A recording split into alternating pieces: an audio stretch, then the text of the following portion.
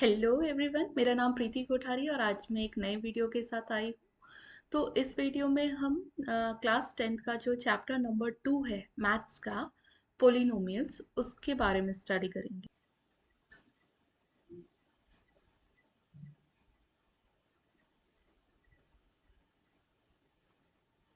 देखो, अगर आपको वीडियो अच्छी लगेगी तो ज़रूर उसको लाइक और सब्सक्राइब ज़रूर करिएगा। आपको और बेल आइकन भी ज़रूर दबाइएगा जिससे आपको अगले वीडियो की नोटिफिकेशन मिल जाए। ठीक है, तो अब अपना टॉपिक आगे बढ़ाते हैं। देखो, हम इसमें क्या क्या पढ़ेंगे पहले वो सब हम देख लेते हैं। तो हम इसमें पहले पढ़ेंगे व्हाट इज पोलिनोमियल, पोलिनोमियल क्या होता है, coefficient of polynomial, degree of polynomial, types of polynomial, value of a polynomial at a point कि किसी भी पॉइंट पे पोलिनोमियल की क्या वैल्यू होती है वो भी हम इसमें स्टडी करेंगे। जीरोस ऑफ पोलिनोमियल पढ़ेंगे, ठीक है। और geometrical meaning of zeros of a polynomial पढ़ेंगे। Relationship between zeros and coefficients of a polynomial पढ़ेंगे। देखिए, ये इस बार की एनसीईआरटीज के टॉपिक हैं और जो प्रीवियस एनसीईआरटी में था उसमें एक टॉपिक और था जिसको कि मैं एक शॉर्ट वीडियो में अलग कर दूंगी, क्योंकि अगर कोई कंपटीशन की तैयारी कर रहा है, जैसे एज अ हम केवीएस कैंडिडेट के तौर पे तैयारी कर रहे हैं, एनवीएस की तैयारी कर रहे हैं, तो हमें तो पूरा पढ़ना पड़ेगा। ठीक है, ऐसा नहीं कि हम अभी के, ये तो बच्चों के लिए किया गया है कि हाँ उनके कुछ टॉपिक्स हटा दिए गए हैं, बट हम लोगों को पूरा नॉलेज होना चाहिए। तो उसके लिए मैं सेपरेट वीडियोस डाल दूंगी यहाँ पे। जो बच्चे भी अगर कोई अपने एग्जाम की कोई तैयारी कर रहा है तो वो भी देख सकते हैं। ठीक है, अब आगे बात करते हैं। देखो, व्हाट इज पोलिनोमियल। सबसे पहले तो पोलिनोमियल होता क्या है इसको हम देख लेते हैं।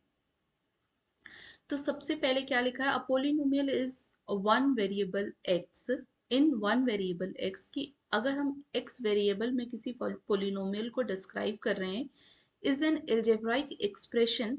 ये एक एल्जेब्राइक एक्सप्रेशन ही होता है ऑफ द फॉर्म, जो कि इस फॉर्म में हो, p x is equals to a n x to the power n plus a n minus one x to the power n minus one plus a n minus two x to the power n minus two plus a n minus 3 x to the power n minus 3 plus so on plus a2 x की power 2 plus a1 x की power 1 plus a naught, where n is a positive integer and a naught, a1, a2, a3 so on an are constants.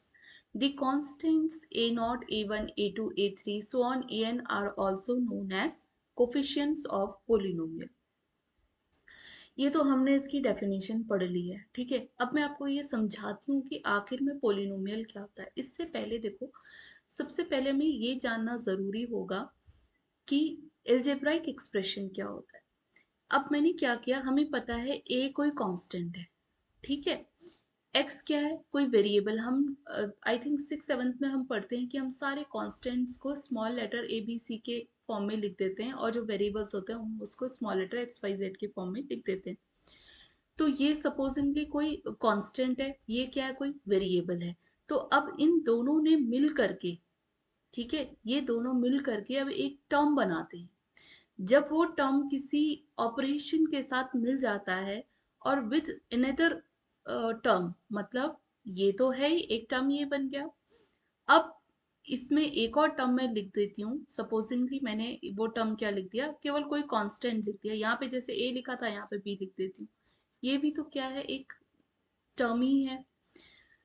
तो जब दो term किसी operation के साथ मिलकर के लिखे जाते हैं तो इसी टर्म को ही हम एक्सप्रेशन कहते हैं।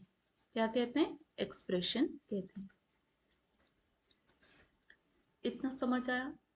हम क्या कहते हैं कि अगर हम किन्हीं भी दो, अब वो टर्म एल्जेब्राइक टर्म्स होते हैं। अब एल्जेब्राइक टर्म क्या होते हैं, वेरिएबल और कांस्टेंट के कॉम्बिनेशन से जो हम लिखते हैं ना, उनके मल्टीप्लिकेशन के फॉर्म में जो हम लिखते हैं वो टर्म बनता है। जैसे मैंने ax लिखा तो ax एक टर्म बन गया, ठीक है।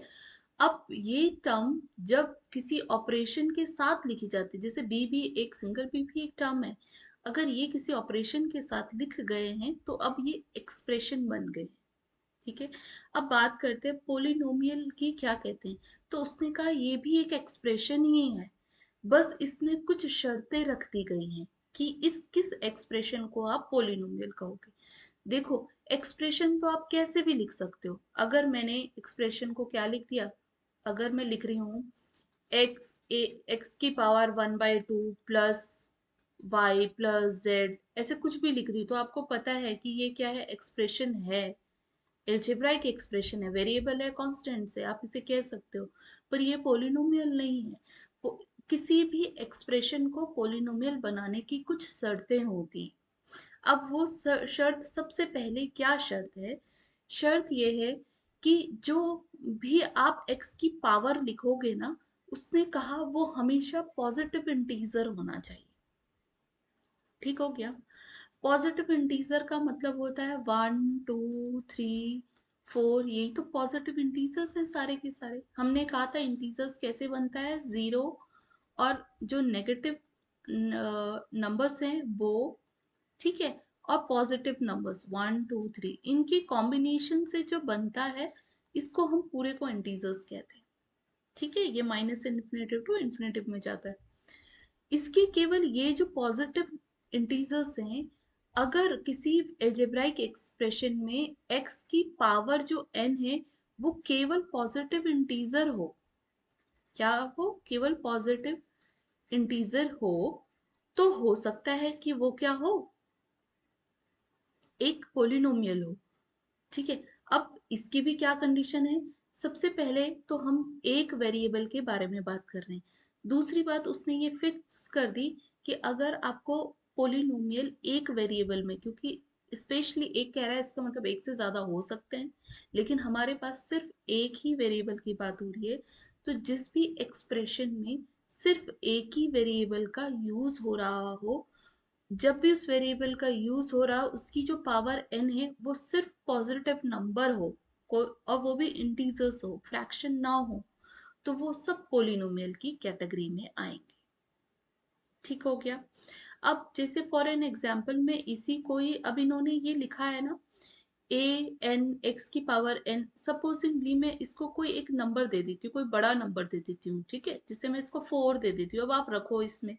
तो p x is equals to क्या होगा, A4 एक्स की पावर 4, A3 एक्स की पावर 3 प्लस A2 एक्स की पावर 2 प्लस A1 एक्स की पावर 1 प्लस, ये तो कुछ होंगे ही नहीं क्योंकि यहाँ पे तो n है ही नहीं हमारे पास, n तो है ही नहीं ना।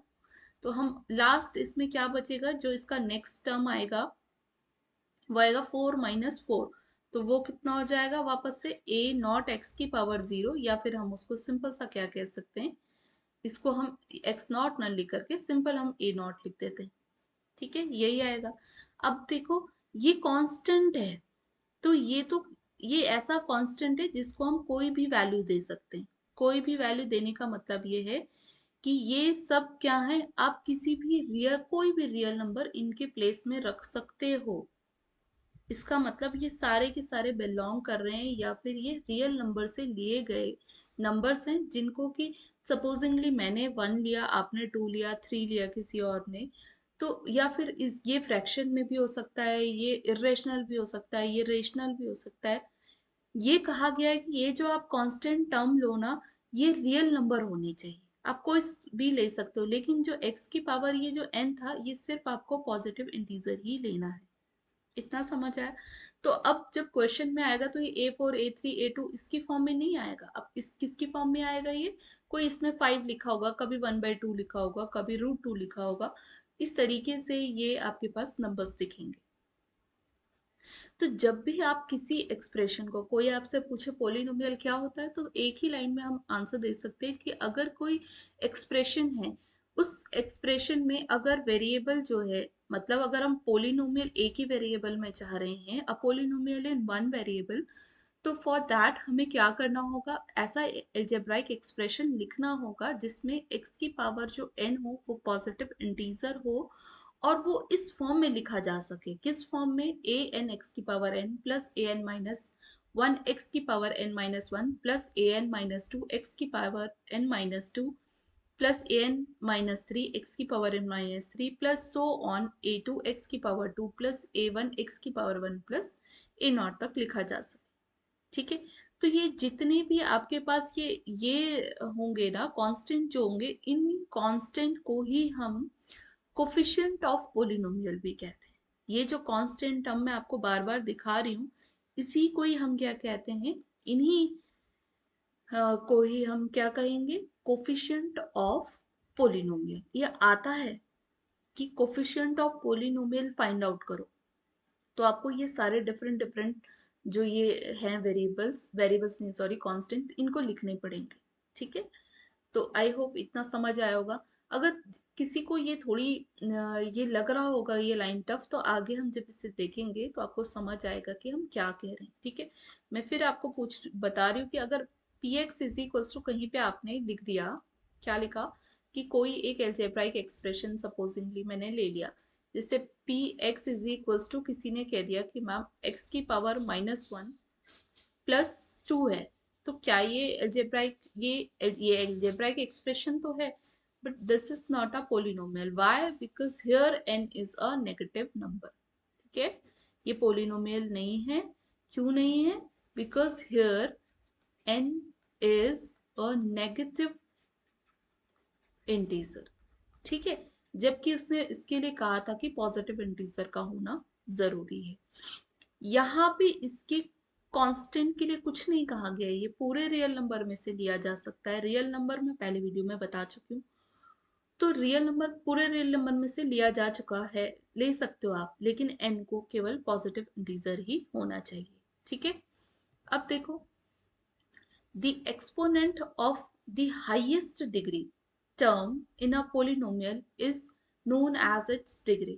अब क्या डिग्री बेसिकली क्या होता है कि कोई जो भी आपने वन वेरिएबल में एक्सप्रेशन लिखा है पोलिनोमियल की फॉर्म में, अब मैं उसको पोलिनोमियल बोलूंगी, अब एल्जेब्राइक एक्सप्रेशन बोलने की जरूरत नहीं है। अगर वो पोलिनोमियल है तो एल्जेब्राइक एक्सप्रेशन होगा ही होगा, पर सारे एक्सप्रेशंस जो होते हैं पोलिनोमियल नहीं होते।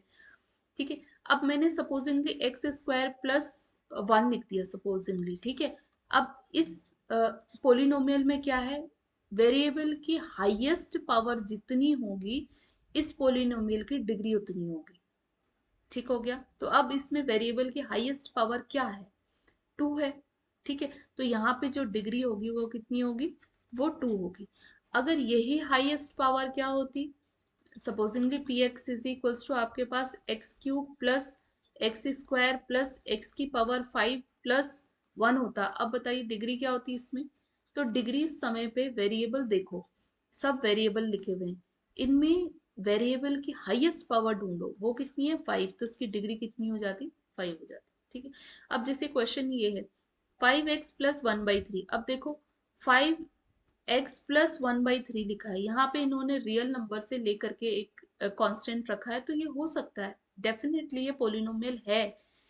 अब इसकी डिग्री पूछ रहा है, तो इसकी डिग्री कितनी होगी, इसकी डिग्री x की पावर जितनी होगी, इसकी पावर कितनी है 1, तो इसकी डिग्री भी कितनी हो जाएगी 1, तो इसकी डिग्री 1। इसको देखो gx इज इक्वल टू 3x² 5/2x + 7, वेरिएबल की पावर ढूंढो, वेरिएबल की पावर कितनी है 2, तो यहाँ पे कितनी हो जाएगी, डिग्री 2 हो जाएगी। मैक्सिमम पावर देखनी है क्योंकि 1 थी यहाँ पे और 2 यहाँ पे, तो डिग्री कितनी हो जाएगी 2। आई होप इतना समझ आया होगा। नेक्स्ट देखते हैं टाइप्स ऑफ पोलिनोमियल्स। देखो पोलिनोमियल्स अलग अलग टाइप्स के होते हैं, कुछ टाइप्स यहाँ दिए गए हैं, उनको हम बात करते हैं। जैसे कांस्टेंट पोलिनोमियल है, कांस्टेंट पोलिनोमियल का मतलब क्या हुआ, देखो ये अभी हम पढ़ रहे थे कि f x is equals to, और एक एक्सप्रेशन लिख रहे थे जिसमें कि एक्स की पावर n जो है वो धीरे धीरे घटते जा रहा था।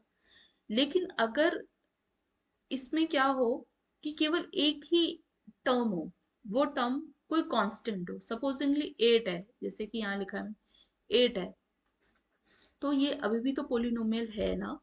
देखो क्यों है, इसको हम बना सकते हैं।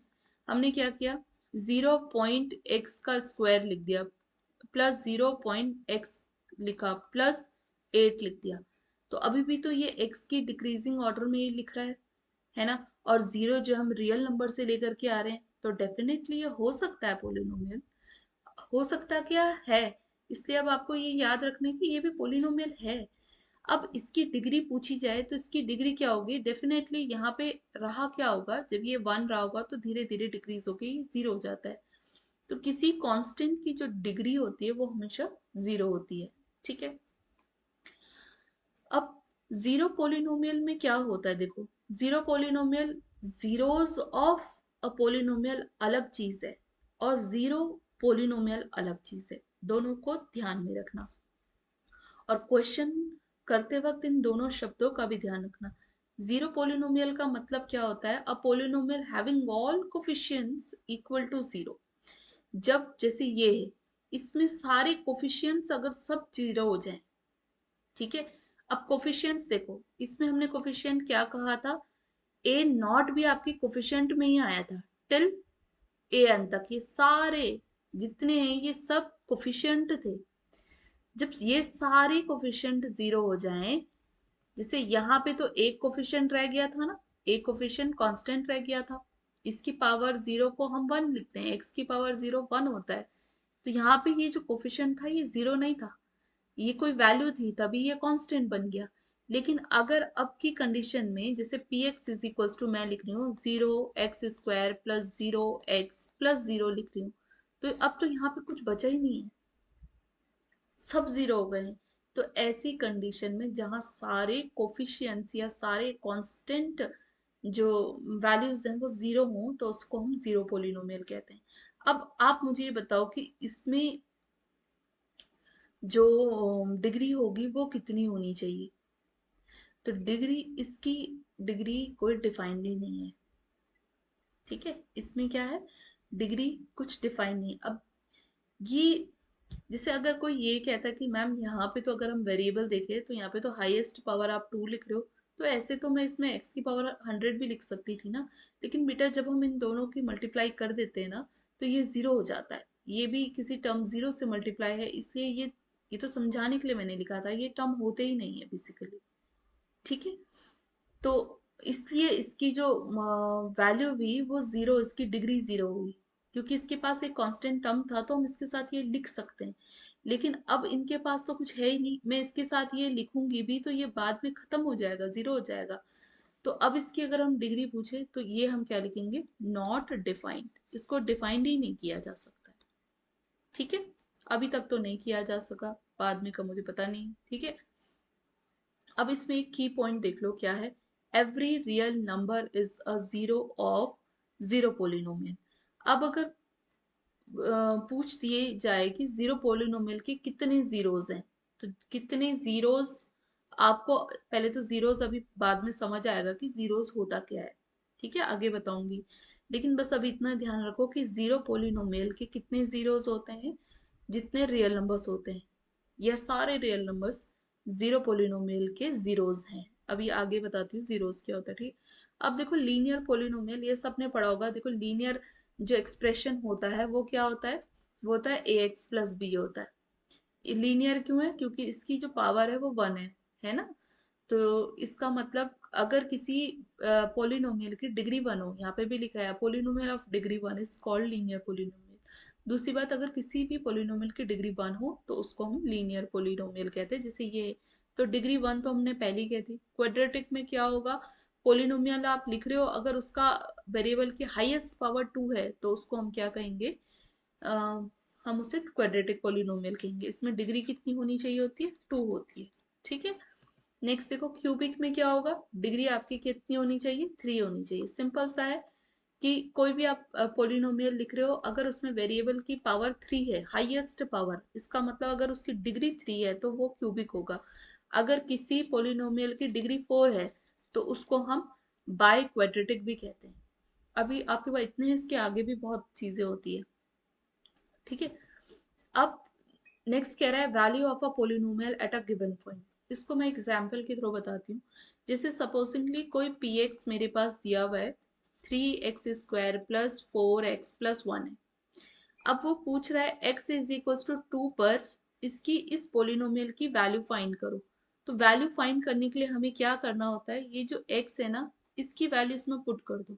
तो क्या होगा, p टू, एक्स की जगह टू रख दो, three two square plus four into two plus one.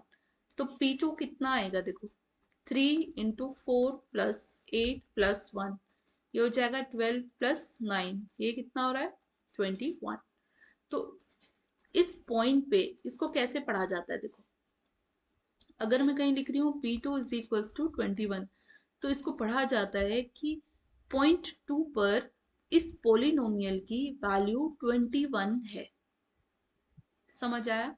तो वो यही पूछ रहे कि किसी पोलिनोमियल की अगर किसी पॉइंट पे वैल्यू निकालनी होती तो कैसे निकालते? कुछ नहीं करते, जो पॉइंट आपको दिया हुआ है उसको सेटिस्फाई करा देते गिवन एक्सप्रेशन से। ठीक है, ये इक्वेशन नहीं है, एक्सप्रेशन है। तो इस एक्सप्रेशन से अगर मैंने इसको क्या करा दिया, इसको सॉल्व करा दिया, तो यही आपका वैल्यू दे देगा किसकी, इस पोलिनोमियल की। ठीक हो गया? क्या किया मैंने, एक्स का रिप्लेसमेंट किया 2 से। ठीक, नेक्स्ट देखते हैं जीरोस ऑफ अ पोलिनोमियल। अब देखो, जीरोस को हम रूट्स भी कहते हैं। ठीक है, जीरोस को हम क्या कहते हैं, रूट्स भी कहते हैं, और एक और वर्ड इसको कहते हैं हम सॉल्यूशन। इसी को हम सॉल्यूशन कहते हैं।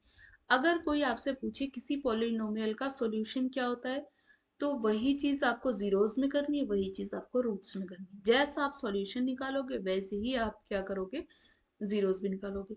या फिर हम दूसरा देखें तो एक्स की वैल्यू ही सॉल्यूशन है, सॉल्यूशन ही रूट्स है, रूट्स ही जीरोस है।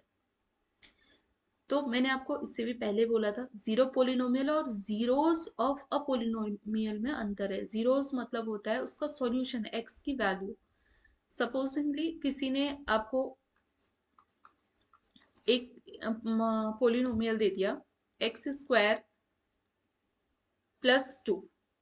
अब उसने कहा कि इसके जीरोस बताओ, तो अब आपको क्या करना है, x की वो वैल्यू ढूंढनी है जिस पे आपकी ये जो पोलिनोमियल है उसकी वैल्यू जीरो हो जाए।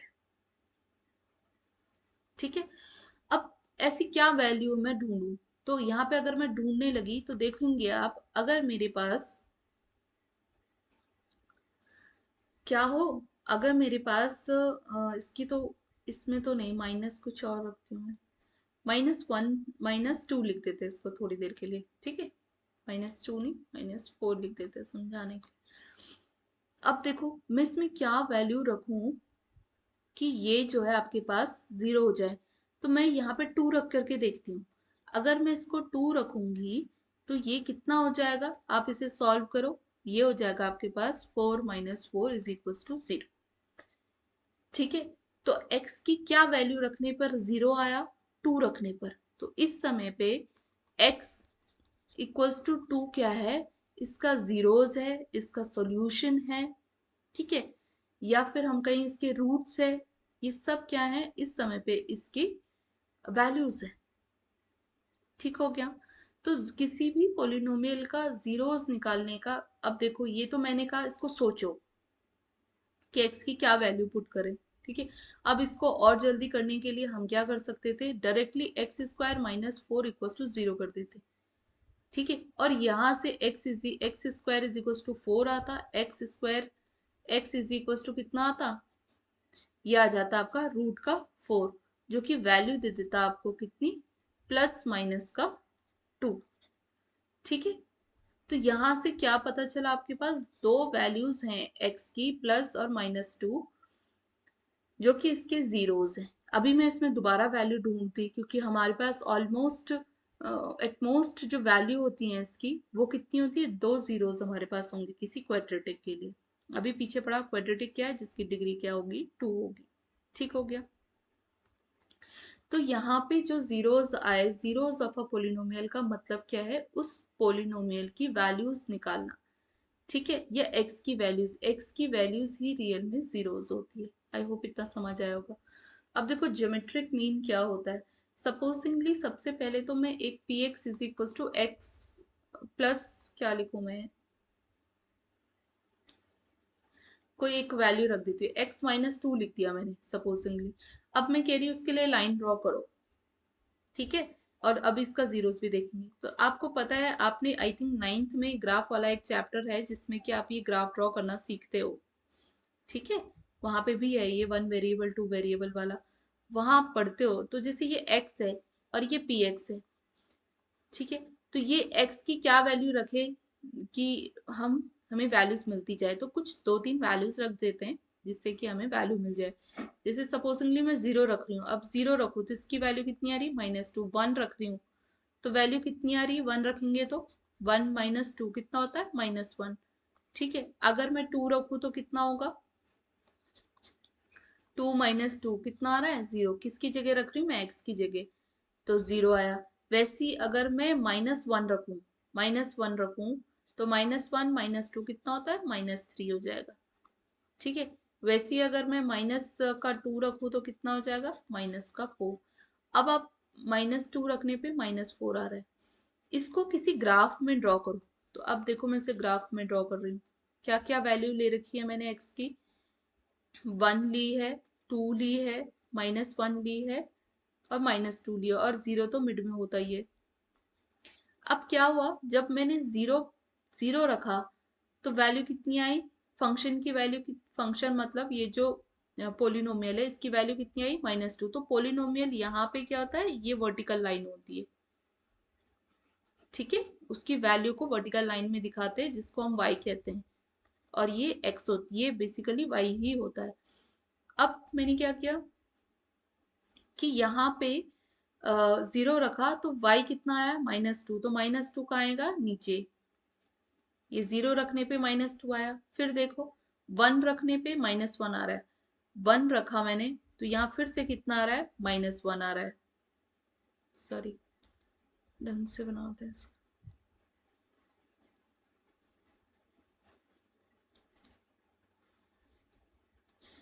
ये है आपके पास, है ना। अब वैल्यू पहले आप पॉइंट्स मेंशन कर दो। जैसे 0 पे कितना आया, -2, तो 0 यहाँ पे होगा, 1 2, -2 यहाँ पे होगा, तो मैंने क्या लिख दिया, 0, -2 लिख दिया। ठीक है, ये पॉइंट। फिर 1, -1, तो 1 ये है और -1 ये, तो ये वैल्यू कहाँ पे आ गई, 1, -1 पे आ गई। फिर 2 0, ये 2 है, 2 पे 0 ही आ रहा है तो 2 0 इसकी वैल्यू आ गई। तो देखो बेटा, ये इस तरीके से कोई लाइन जाएगी, ये आप इसे आगे भी करके देख सकते हो, ये इतना ही होगा। ठीक है, अब अगर ये लाइन ऐसे होते हुए जा रही है तो अब देखते हैं हम इसको आगे, है ना। आप देखेंगे यहाँ पे आगे -3 पे ये -1 पे वैल्यू आ रही होगी, इस तरीके से आगे सॉल्व होता जाता है। ठीक है, ये स्ट्रेट लाइन आ गई। अब ये देखो कि ये जो लाइन है ना, एक्स एक्सिस पे कहाँ टच कर रही है, तो हमें दिख रहा है ये एक्स एक्सिस पे 2, 0 पे टच कर रही है, सिर्फ एक ही पॉइंट पे टच कर रही है। तो जिस एक्स एक्सिस पे ये केवल टच कर रही होती है ना, यही इसका रूट दिखाता है। ठीक है, तो ज्योमेट्रिकल मीनिंग का मतलब होता है, आप रूट कैसे दिखाओगे, अगर x के टर्म्स में आपको कोई पोलिनोमियल दिया हुआ है तो x की जो वो कर्व x एक्सिस पे जहां जहां टच करेगा वहां वहां वो रूट्स देगा उस पोलिनोमियल के। तो इसने केवल यहाँ पे एक ही जगह टच किया, तो इसकी जो वैल्यू होगी ना, वो सिर्फ इसका रूट, एक ही रूट होगा। अब वो रूट क्या होगा, 2 होगा, सिर्फ एक ही रूट, और वो रूट क्या है, 2 है, क्योंकि ये तो x की वैल्यू क्या है, यहाँ पे x = 2 है। और नंबर ऑफ रूट्स पूछूं मैं, तो नंबर ऑफ रूट्स कितने हैं, केवल एक ही है, 1 है इसमें, क्योंकि एक ही पॉइंट पे टच कर रहे हैं। लेकिन कभी कभी क्या होता है ना, वैसे मैंने आपके उसमें पूरे उसमें तो वेरिएबल x की टर्म्स में ही, लेकिन अगर कभी कोई एग्जामिनर थोड़ा घुमाने की कोशिश करे तो वो क्या कर देगा, y x माइनस, नहीं सॉरी, y -2 कर देगा। पी वाई होगा कि y पे कहाँ पे वो टच कर रहा है। ठीक हो गया। अब देखो, नेक्स्ट देखते हैं हम। नेक्स्ट, अब इसमें ना कुछ कंडीशंस भी हैं। देखो ग्राफ है ना अभी कोई, तो ग्राफ या तो हमेशा याद रखना कि जो क्वाड्रेटिक इक्वेशन का ग्राफ है, ax² plus B Y, sorry, bx+c है, ये क्या है, एक क्वाड्रेटिक पॉलिनोमियल है। इसका ग्राफ हमेशा क्या होगा, पैराबोला होगा, पैराबोला होगा। ठीक है, अब पैराबोला होगा तो किस किस कंडीशन में वो पैराबोला हो सकता है वो देखते हैं। देखो पैराबोला होगा, अगर a ग्रेटर देन 0 है तो हमेशा वो अपवर्ड डायरेक्शन में पैराबोला होगा। अगर a लेस देन 0 है, a लेस देन 0 है तो हमेशा डाउनवर्ड डायरेक्शन में वो पैराबोला होगा। ठीक है, ये होगा। अब ये अलग अलग तरीके से टच कर सकते हैं।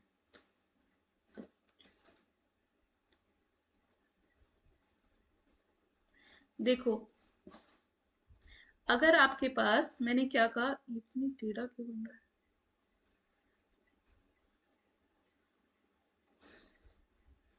या तो वो अपवर्ड डायरेक्शन में होगा, और जब ए आपके पास लेस देन 0 होगा तो वो डाउनवर्ड डायरेक्शन में होगा। ठीक है, तो ये जरूरी नहीं है कि ऐसी बने, इसकी बहुत कंडीशंस होती है। या तो वो दो पॉइंट में टच करे, या या फिर वो सिर्फ एक ही पॉइंट पे टच करे, या फिर वो टच ही ना करे। इसमें भी तीन डाउनवर्ड्स में क्या हो सकता है, या तो दो पॉइंट में टच करे, या तो फिर टच ही ना करे। ठीक है, या फिर टच ही ना करे। तो ये तीन कंडीशन होती है। इसमें क्या होगा, जब वो दो पॉइंट में टच कर रहा हो तो दो रियल अलग अलग रूट्स होंगे, इसके डिफरेंट रूट्स होंगे।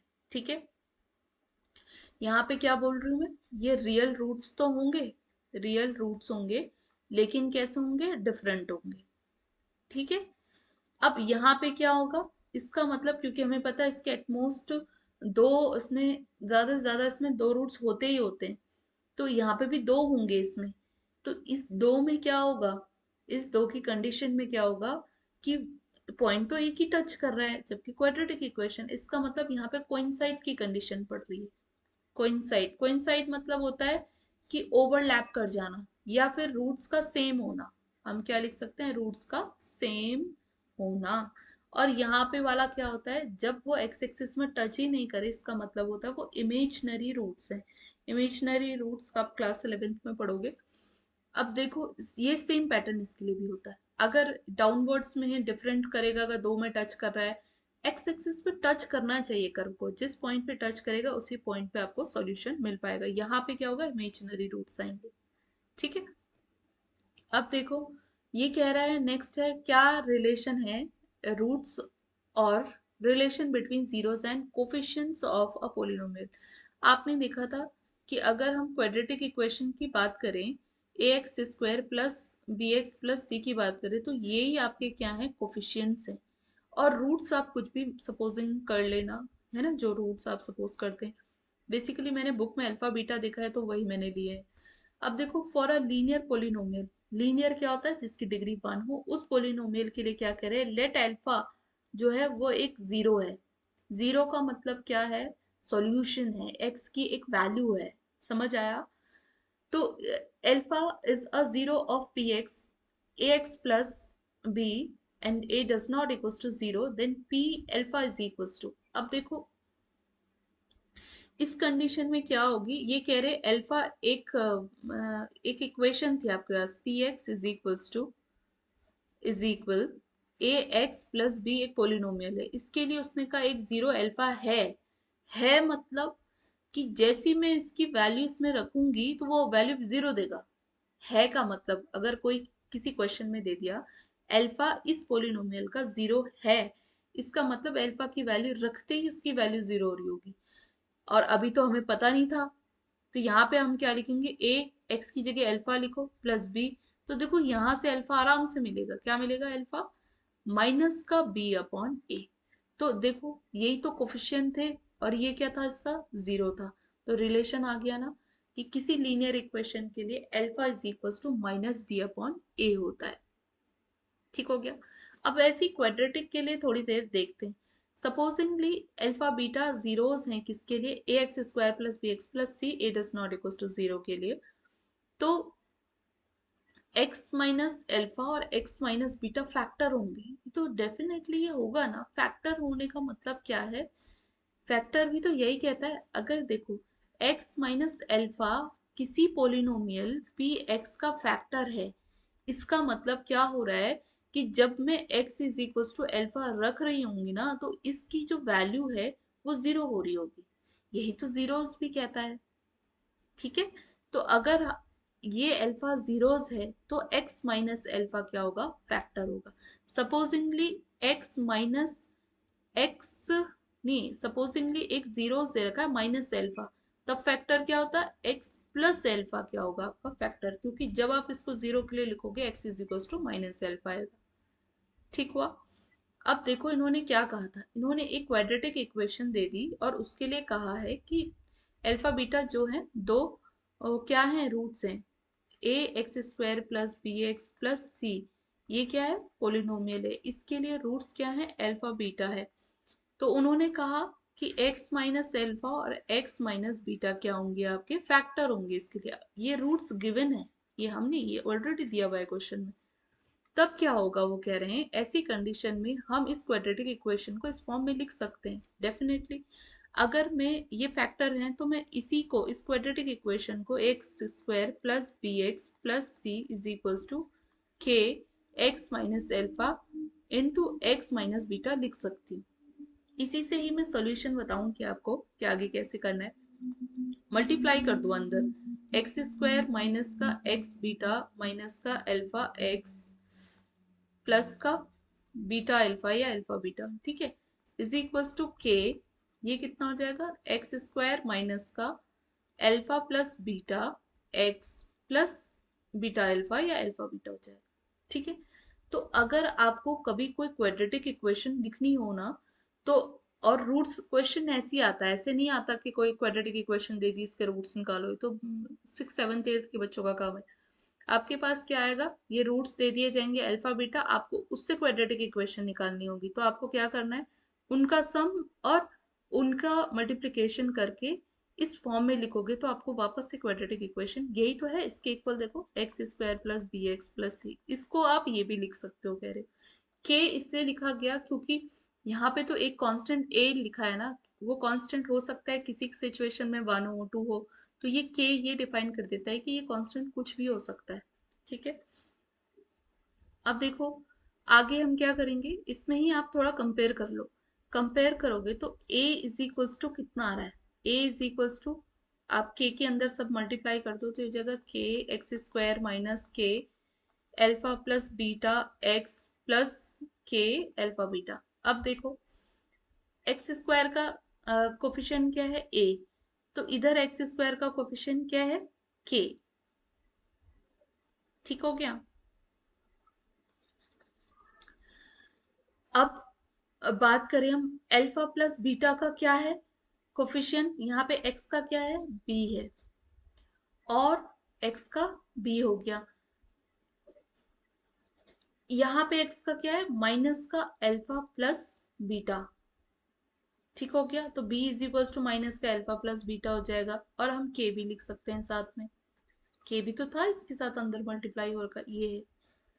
ठीक है। वैसे ही अब c के लिए देखते हैं, देखो c कितना है, c इज इक्वल्स टू होता है आपके पास, देखो तो c कितना है, अल्फा बीटा, तो k अल्फा बीटा है, इतना हो गया। अब हम यहीं से देखो आप, alpha plus beta is equal to कितना हो जाएगा, अगर मैं इसको शिफ्ट कर दूं थोड़ी देर के लिए तो क्या बनेगा, ये बन जाएगा alpha plus beta is equals to minus का, देखो b तो ये हो गया, अपॉन में k लिख दो, ये k की वैल्यू क्या थी, अगर हम इक्वेशन 1 से लिखें तो k की वैल्यू क्या थी, यहाँ पे a थी, तो ये कितना हो जाएगा, माइनस का b अपॉन a। वैसे ही अल्फा बीटा के लिए बात करें तो देखो ये क्या हो जाएगा, c अपॉन k, तो c कितना है, c तो c है, k के लिए हम क्या लिख सकते हैं, अगेन a लिख सकते हैं। ठीक हो गया। तो आपके पास यही है कि जब आप दो क्वाड्रेटिक इक्वेशन के दो रूट्स का सम करते हैं तो उसको माइनस बी अपॉन ए कहते हैं, जब प्रोडक्ट करते हैं तो उसको सी अपॉन ए कहते हैं। बी क्या है, कोफिशिएंट ऑफ एक्स है, और ए क्या है, कोफिशिएंट ऑफ एक्स स्क्वायर है। सी क्या है, कांस्टेंट है, और ए क्या है, कोफिशिएंट ऑफ एक्स स्क्वायर है। ठीक हो गया। अब देखते हैं नेक्स्ट, ये आपके पास इतना हो गया। नेक्स्ट क्या है, क्यूबिक पोलिनोमियल। क्यूबिक पोलिनोमियल के लिए भी सेम पैटर्न ही यूज होगा। इसमें क्या होता है, alpha plus beta plus gamma is equals to क्या होगा, माइनस का बी अपॉन ए होगा। ठीक है। Alpha beta plus beta gamma plus gamma alpha को सी अपॉन ए कहेंगे, अल्फा बीटा गामा को हम क्या कहेंगे, माइनस डी अपॉन ए कहेंगे। ठीक है। अब नेक्स्ट वीडियो में मैं इससे रिलेटेड क्वेश्चंस करवा दूंगी सारे के सारे। ठीक है। Thank you so much. अगर पसंद आई हो वीडियो तो लाइक सब्सक्राइब जरूर करिएगा।